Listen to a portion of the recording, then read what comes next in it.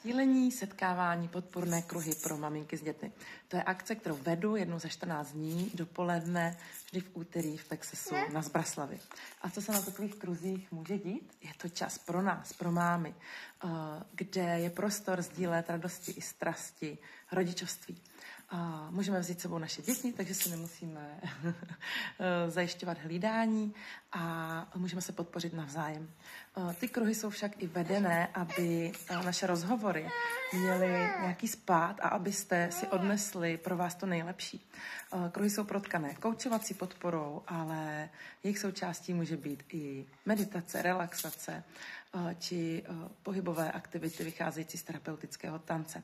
Já jsem Monika Sedláčková, jsem koučka, jsem lektorka, jsem psycholožka a vytvořila jsem tyhle kruhy jako místo pro nás, pro mámy, kde si můžeme navzájem pomoct, inspirovat se, sdílet a dostat tak nějaké té psychické podpory v rodičovství a zase dočerpat síly.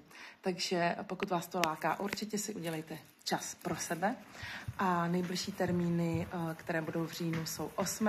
a 22. října. Přijďte nezávazně, je to otevřený kruh a vždy začínáme v 11:15 a končíme ve 12:30. Tak se na vás budeme moc těšit.